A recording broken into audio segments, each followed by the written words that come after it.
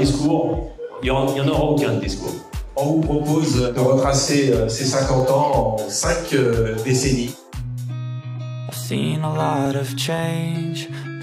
rajeunit pas ça, 50 ans. L'histoire, elle a démarré à Vimines. On avait trouvé un terrain, on avait construit. J'avais une petite pépinière à Saint-Alban. Et c'est là que j'ai commencé à mettre le doigt dans l'engrenage. Comme dit mon père, moi je suis un terrien comme lui. Voilà, le laisser faire très fort et faire confiance très fort aussi. On a planté, on a trop planté d'ailleurs. Parce qu'après c'était trop serré, donc l'avantage si vous voulez c'est qu'il m'en a mis plein, on a beaucoup planté, puis après c'était trop serré donc il venait les enlever, donc j'ai payé pour planter et puis après j'ai payé pour les enlever.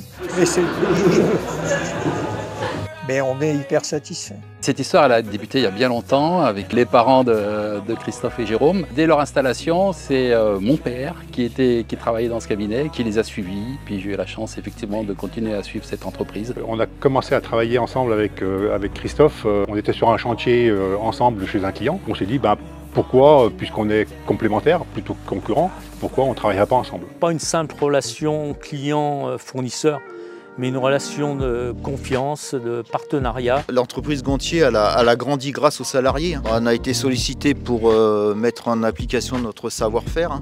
Et ce qui est bien là, c'est qu'on soit intégré dans les projets, qu'on soit acteur de tout et qu'on nous responsabilise. Notre rôle demain en tant que paysagiste, amener cette nature dans les projets et aussi l'amener de façon intelligente. Chaque projet, on vient intégrer les personnes qui vont être concernées finalement à la fin par les changements. L'idée principale, transformer l'entreprise pour être au service de la vie et du vivant. Ça guide beaucoup dans toutes les décisions, dans tous les choix d'entreprise au quotidien. Venir cibler l'orientation et la stratégie de l'entreprise sur cet axe-là, c'est aussi donner du sens et de se dire voilà, qu'est-ce qu'on va laisser demain aux jeunes à l'avenir. Je pense, mesdames et messieurs, vous serez d'accord avec moi que c'est une réelle pépite cette vidéo. On devrait écrire un livre avec les anecdotes. C'est un vrai cadeau. Dans le comité de réflexion, chacun donne de ses idées. Il n'y a pas de frein aux idées qui sont données. Donc c'est le moment de recul qu'on prend. Et c'est chouette de l'avoir d'une manière plus en duo, à 4. Voilà, c'est ça qui est sympa. L'exemple parfait de ce qu'on aimerait voir chez tous les entrepreneurs et toutes les entreprises maintenant, avec une vraie éthique et un vrai engagement pour l'avenir écologique.